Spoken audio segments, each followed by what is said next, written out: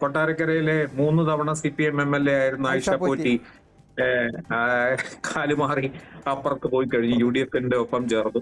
കോൺഗ്രസ് പിളർന്ന കേരള കോൺഗ്രസ് ഉണ്ടായപ്പോൾ മുതൽ ഇപ്പോൾ ഈ 2019 വരെ നമ്മൾ കാണുന്നതെല്ലാം ഇങ്ങനെയാണ്. അധികാരത്തിന്റെ അടുത്തെത്തുമ്പോൾ അല്ലെങ്കിൽ 5 വർഷം കൂടെ നിൽക്കുന്ന സർക്കാരിനെ പോലും പറ്റിച്ച് മറുകണ്ഠം ചാടുക.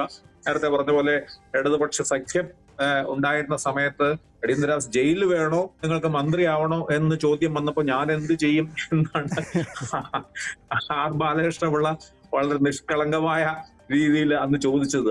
ഇനിയും മറ്റ് ചില കക്ഷികൾ ഉണ്ടെന്നാണ് VD സതീശൻ പറയുന്നത്. അതായത് LDFിൽ നിന്ന് മറ്റ് ചില കക്ഷികൾ കൂടെ ഇതിലേക്ക് വരാനുള്ള സാധ്യതയുണ്ട്, വരുമെന്ന് തന്നെയാണ് അദ്ദേഹം പറഞ്ഞത്. മറ്റ് വിസ്മയം സംഭവിക്കുന്നതാണ് പറയുന്നത്. ഇൻസൈറ്റിലേക്ക് സ്വാഗതം. സംസ്ഥാന നിയമസഭാ തെരഞ്ഞെടുപ്പിന് ഇനി 3-4 മാസങ്ങൾ മാത്രമാണ് അവശേഷിക്കുന്നത്.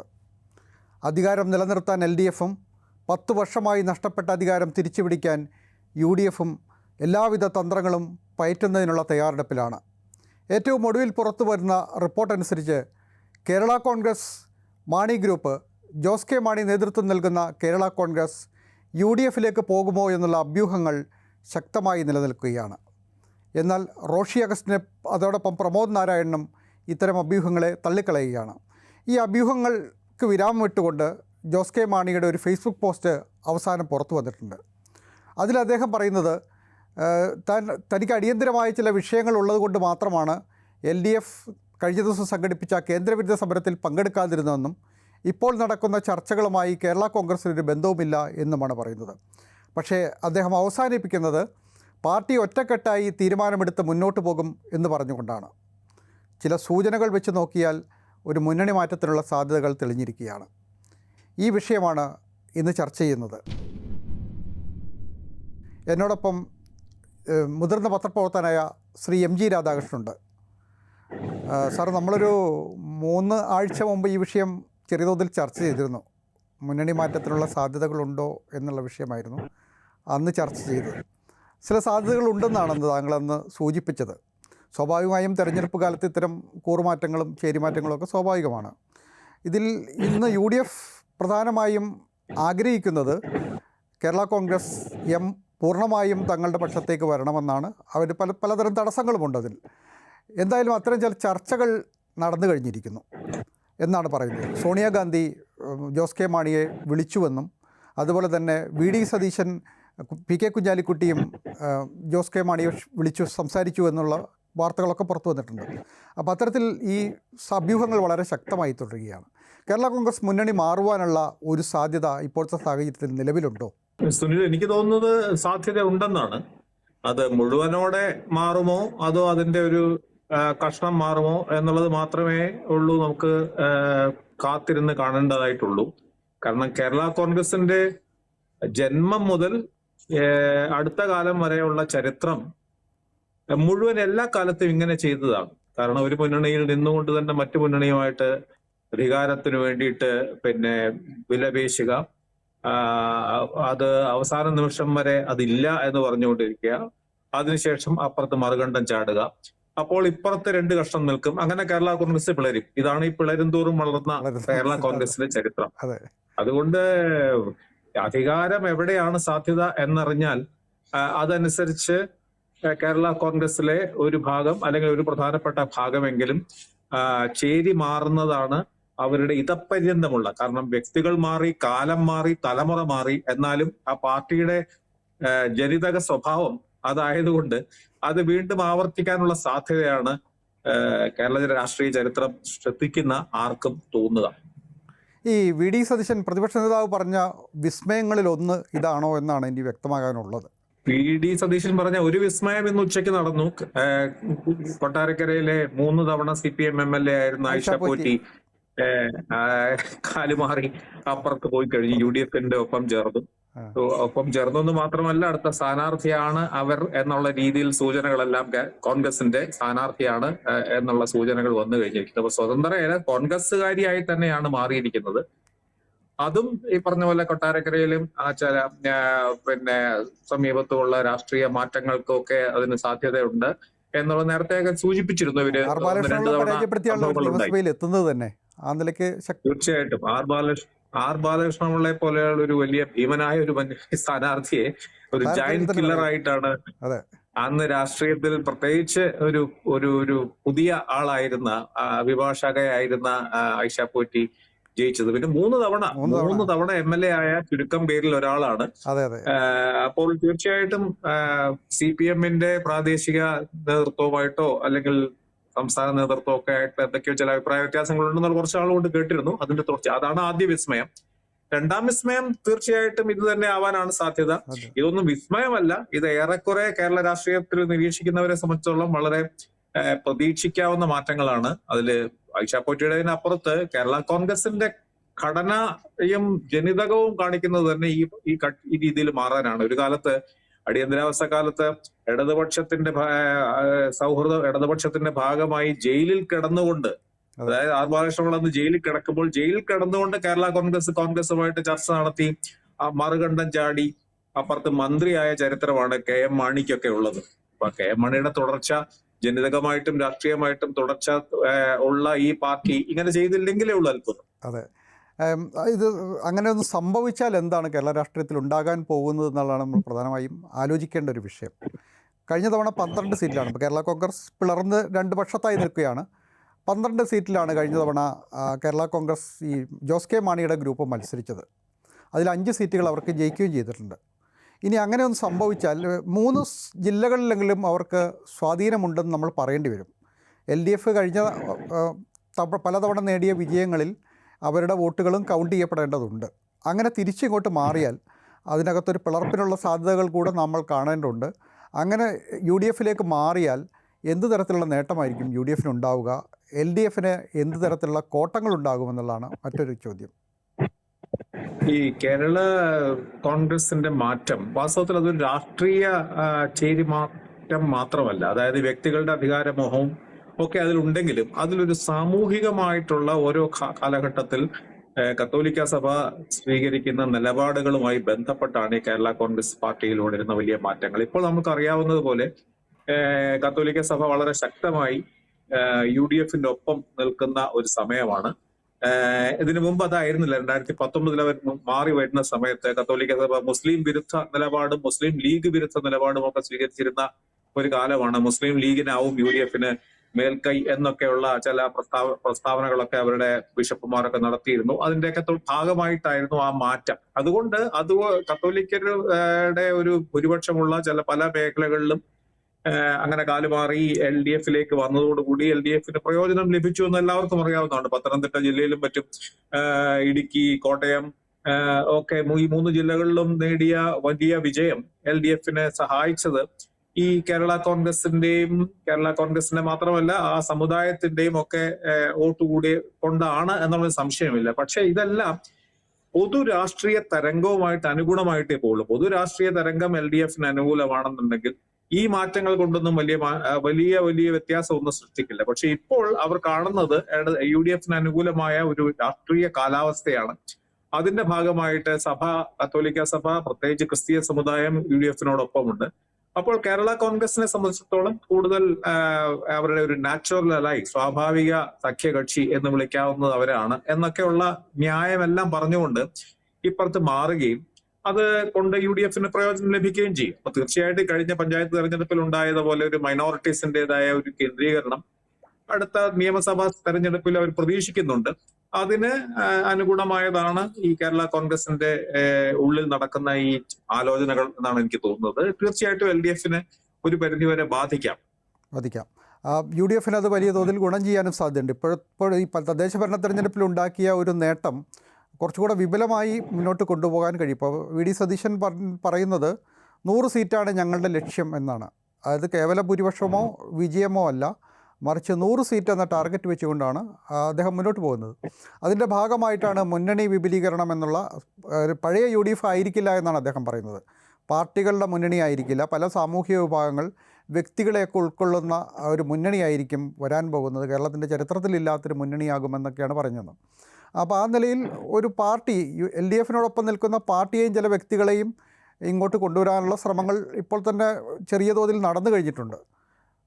ഇപ്പോൾ അതിൻ്റെ ഒരു തുടർച്ച എന്ന നിലയിലാണ് ഇപ്പോൾ ഇത് ഈ കേരള കോൺഗ്രസിൻ്റെ ഒരു വിഭാഗത്തെങ്കിലും കൊണ്ടുവരാനുള്ള ഒരു ശ്രമം നടക്കുന്നത്. ഒരു പക്ഷേ പാർട്ടിയെ മുഴുവനായി കൊണ്ടുവരണമെന്നാണ് UDFൻ്റെ ആഗ്രഹം.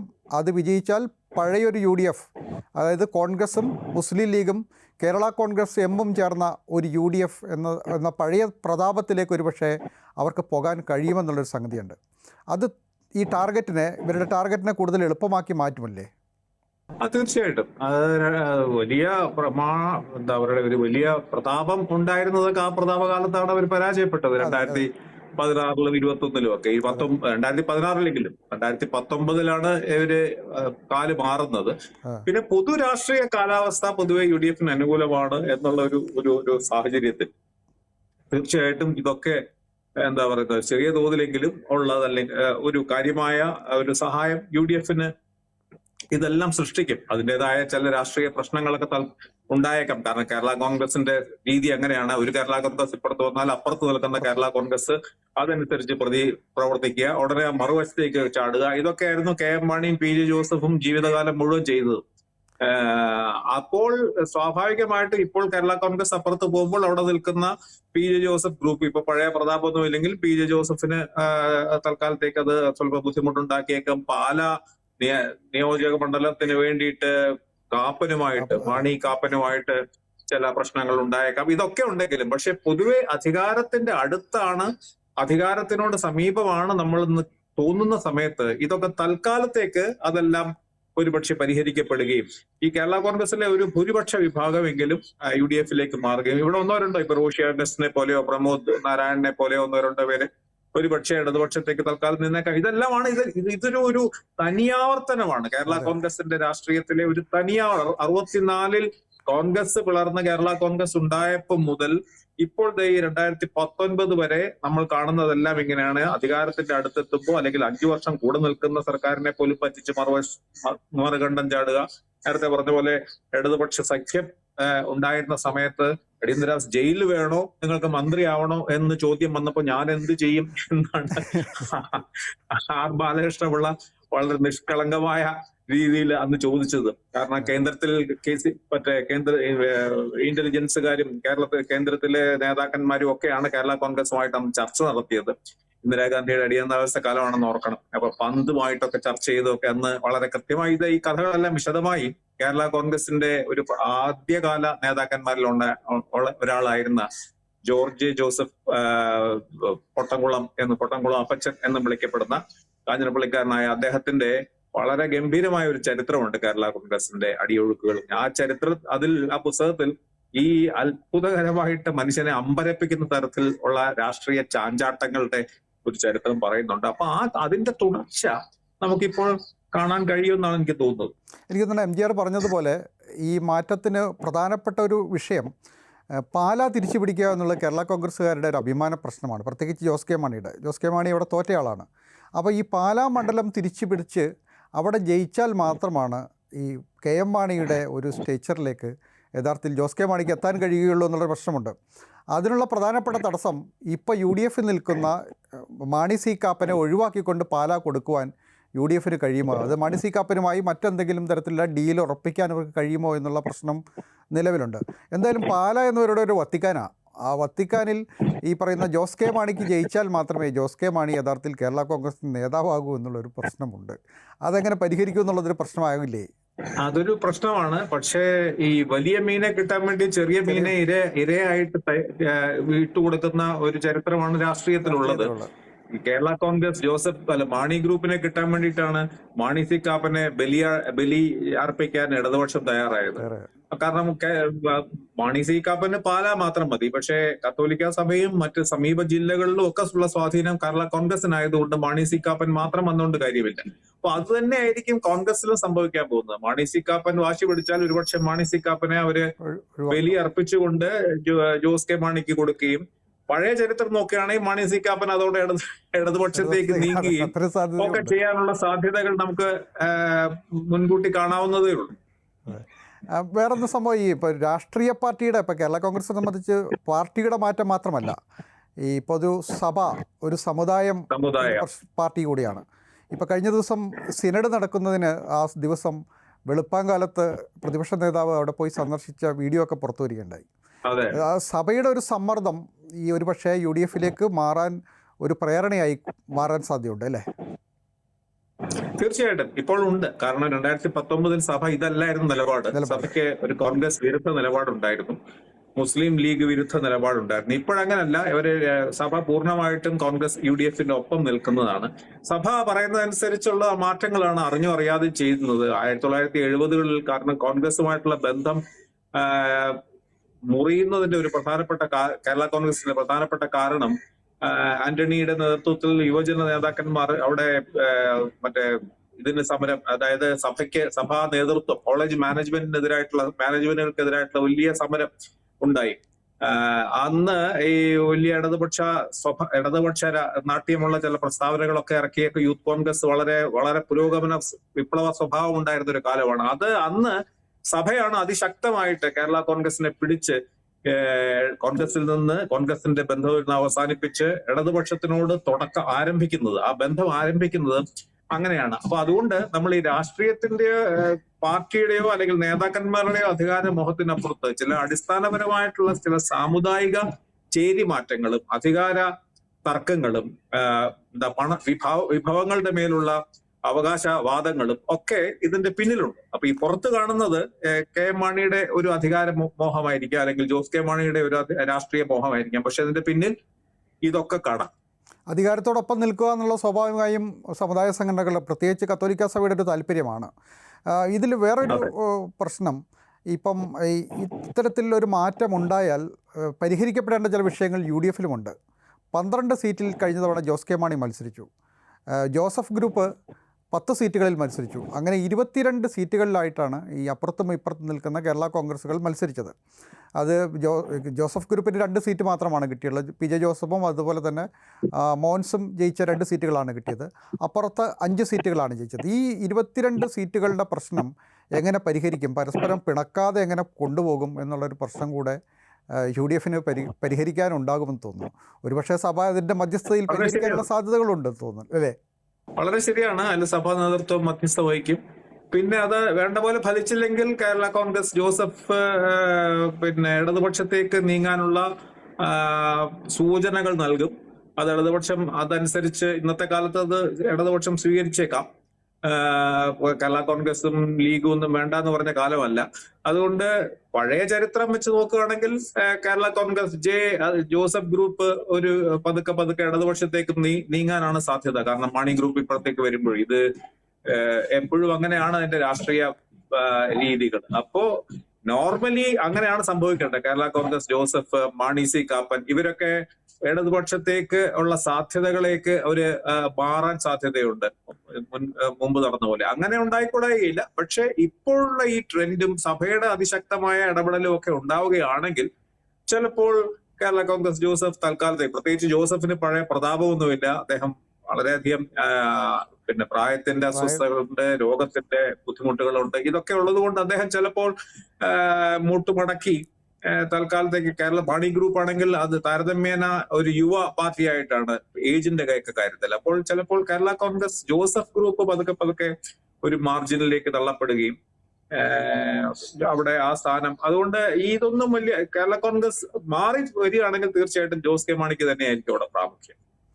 മോൻസിനെ പോലുള്ള ആളുകൾ ഒരുപക്ഷെ LDF-ലേക്ക് പോകാൻ തയ്യാറാകുമെന്ന് പറയാൻ പറ്റില്ല അത്തരം ഒരു ഇതുണ്ടായി കഴിഞ്ഞാൽ. കാരണം അദ്ദേഹത്തിന് UDF-ന്റെ ഒരു എല്ലാ പ്രതിസന്ധികളും ഉണ്ടായപ്പോഴും കടുത്തുരുത്തിൽ ജയിക്കാൻ കഴിഞ്ഞ ഒരാളാണ് മോൻസ് ജോസഫ്. PJ ജോസഫിന്റെ കാര്യം, PJ ജോസഫിന്റെ കൂടെ ആയിരുന്ന സമയത്ത് മോൻസ് ജോസഫ് LDF-ൽ കൂടെ ഉണ്ടായിരുന്നു മുമ്പ്. അവർക്കൊന്നും അങ്ങനെ അതൊന്നും ഒരു വലിയ ബുദ്ധിമുട്ടൊന്നും ഉണ്ടാവാൻ തോന്നുന്നില്ല. കാരണം ഐഡിയോളജി അല്ല പ്രശ്നം അവരെ സംബന്ധിച്ചിടത്തോളം. അവർക്ക് അവരെ മാത്രം ഐഡിയോളജി ഇല്ലാത്തവരൊന്നും രീതി കുറ്റപ്പെടുത്തുന്ന അർത്ഥമൊന്നുമില്ല. എല്ലാ രാഷ്ട്രീയ പാർട്ടികളിലും ഇപ്പൊ കാണുന്നതാണ്. പക്ഷേ കേരള കോൺഗ്രസിന്റെ ജനിതക സ്വഭാവം അങ്ങനെയാണ്. അതുകൊണ്ട് എല്ലാ കാലത്തും അവർക്ക് അതൊരു ബുദ്ധിമുട്ടുമില്ലാതെ യാതൊരു ഉളുപ്പുമില്ലാതെ മറുകണ്ഠം ചാടാൻ കഴിയുന്ന പാർട്ടിയാണ്. അതാണ് അവരുടെ ഐഡിയോളജി. എന്തായാലും ഈ പറയുന്ന പോലെ ചില താല്പര്യങ്ങൾ സംരക്ഷിക്കാനുണ്ട് എന്നുള്ള പ്രധാനപ്പെട്ടതാണ്. ആ സമുദായത്തിന് അവർ പ്രതിനിധാനം ചെയ്യുന്ന ജനവിഭാഗത്തിന് അവരുടെ ആധിപത്യമുള്ള ശക്തികൾക്ക് ചില താല്പര്യങ്ങൾ ഈ ഗവൺമെൻറ് അധികാരവുമായി ബന്ധപ്പെട്ട് പരിഹരിക്കാനുണ്ട്. അതുകൊണ്ട് അധികാരത്തോടൊപ്പം ചേർന്ന് പോകാനായിരിക്കും അവർക്ക് എക്കാലത്തും താല്പര്യമുള്ളത്. ആ നിലയിൽ ഒരു മാറ്റം നമുക്ക് തള്ളിക്കളയാൻ പറ്റില്ല. ഇനി നമുക്ക് ആലോചിക്കാനുള്ളത്, ഇത്തരമൊരു മാറ്റം ഉണ്ടായാൽ ഇനിയും മറ്റ് ചില കക്ഷികൾ ഉണ്ടെന്നാണ് വി ഡി സതീശൻ പറയുന്നത്. അതായത് LDF നിന്ന് മറ്റ് ചില കക്ഷികൾ കൂടെ ഇതിലേക്ക് വരാനുള്ള സാധ്യതയുണ്ട്, വരുമെന്ന് തന്നെയാണ് അദ്ദേഹം പറഞ്ഞത്. മറ്റ് വിസ്മയം സംഭവിക്കുന്നതാണ് പറയുന്നത്. അപ്പോൾ അതിനുള്ള സാധ്യത ആരാണ് എന്നൊരു തീർച്ചയായിട്ടും അത് RJDയുടെ ഒരു വിഭാഗത്തിൽ അങ്ങനത്തെ ചില ആലോചനകളുണ്ട്. നമ്മൾ കഴിഞ്ഞ ചർച്ചയിൽ പറഞ്ഞതുപോലെ RJDയും കേരള കോൺഗ്രസ് ആണ് അവര്, കേരള കോൺഗ്രസ് എമ്മിനെയാണ് അവര് ലക്ഷ്യമിട്ടിരുന്നത്. അതിൽ കേരള കോൺഗ്രസ് മാണിയായിട്ടുള്ള പിന്നെ പരിശ്രമങ്ങൾ ഒരു പരിധി വരെ ഏതാണ്ട് സഫലമായി കഴിഞ്ഞിരിക്കുന്നു. RJDയിൽ നിന്ന് ഒരു വിഭാഗത്തിനും കൂടെ ഉള്ള സാധ്യതകൾ തള്ളിക്കളഞ്ഞുകൂടാ. അങ്ങനെ ഉണ്ടാവാൻ സാധ്യതയുണ്ട് തീർച്ചയായിട്ടും. വേറൊരു പാർട്ടിയൊന്നും അവിടെ ഇല്ല. വേറൊരു പാർട്ടി എന്ന് പറയാനുള്ള ഒരു മേൽവിലാസം പോലും ഇല്ലാത്തവരാണ് ബാക്കി LDFിൽ നിൽക്കുന്ന മറ്റു കക്ഷികൾ. CPM ഉം CPI യും കഴിച്ചാൽ പിന്നെ RJDയും കേരള കോൺഗ്രസ് മാണിയും കഴിഞ്ഞാൽ പിന്നെ ഉള്ളത് ആരുമല്ല, RSPയിലെ ഒരു കഷ്ണം കുഞ്ഞുമോനും ഒക്കെ ആയിട്ടുള്ളതാണ്. ചിലപ്പോ അതിന്റെ ഒന്നും ആവശ്യം വേണ്ടി വരില്ല. എനിക്ക് തോന്നുന്നു ഇവർ രണ്ടുപേരുമാണ് അവർ ലക്ഷ്യമാക്കുന്നത്. അത് ചിലപ്പോൾ നടക്കാനാണ് സാധ്യത. പിന്നെ ഈ പുതിയ കക്ഷികൾ വരുമ്പോൾ അത് കോൺഗ്രസിനകത്തും ചില പ്രശ്നങ്ങൾക്ക് സാധ്യതയില്ലേ? ഇപ്പോൾ ഇവർക്കെല്ലാം സീറ്റ് കൊടുക്കുക എന്നുള്ള കോൺഗ്രസിൻ്റെ ഉത്തരവാദിത്വമാണ്. മുസ്ലിം ലീഗോ അല്ലെങ്കിൽ മറ്റ് ചെറിയ പാർട്ടികളോ ഒന്നും സീറ്റുകൾ വിട്ടുകൊടുക്കാൻ തയ്യാറാവില്ല. ഈവൻ പി ജോസഫിൻ്റെ കേരള കോൺഗ്രസ് പോലും സീറ്റുകൾ വിട്ടുകൊടുക്കുക എന്നുള്ള കാര്യം സംശയമാണ്. സമ്മർദ്ദം ഉണ്ടാക്കാനാണ് സാധ്യത. അപ്പോൾ ഈ കോൺഗ്രസ് കഴിഞ്ഞ തവണ 93 സീറ്റിൽ മത്സരിച്ചിരുന്നു. സ്വാഭാവികമായും കോൺഗ്രസിന് ഇവർക്കെല്ലാം സീറ്റ് കൊടുക്കേണ്ടി വരും. ഈ പാർട്ടികൾക്ക് മാത്രമല്ല, ഇപ്പോൾ ഇവർ കൊണ്ടുവരുമെന്ന് പറയുന്ന വ്യക്തികൾക്കും ചെറിയ ഗ്രൂപ്പുകൾക്കൊക്കെ കൊടുക്കേണ്ടി വരും. അപ്പോൾ ഈ കോൺഗ്രസിനുള്ളിൽ ഒരു അസംതൃപ്തിക്ക് അത് കാരണമാകില്ലേ എന്നുള്ളൊരു പ്രശ്നം കൂടെ മുന്നിലുണ്ട്.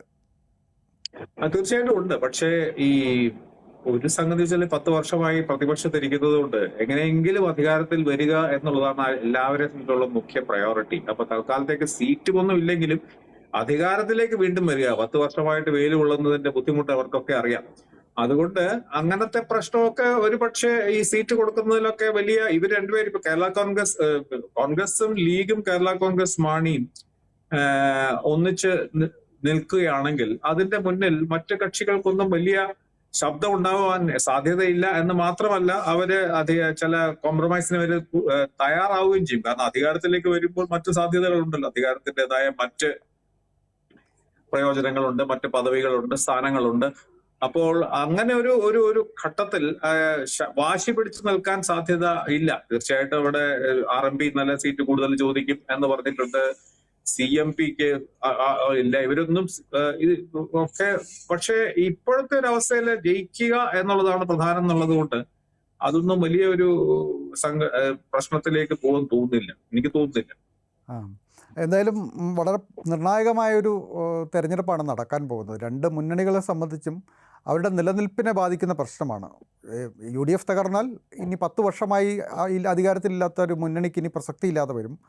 LDF തകർന്നാലും ദേശീയ തലത്തിൽ നിലനിൽക്കുന്ന ഏക സർക്കാർ, ഇടതുപക്ഷ സർക്കാർ എന്ന് പറയാവുന്നത് കേരളത്തിൽ മാത്രമാണ്. ആ നിലയ്ക്ക് കേരളത്തിലെ അധികാരം നഷ്ടപ്പെട്ടാൽ അവരെ സംബന്ധിച്ചും വലിയ പ്രതിസന്ധിയാണ്, അവരുടെ അസ്തിത്വ പ്രതിസന്ധിയാണ്. രണ്ട് മുന്നണികളെ സംബന്ധിച്ചും വലിയ അസ്തിത്വ പ്രതിസന്ധിയാണ്.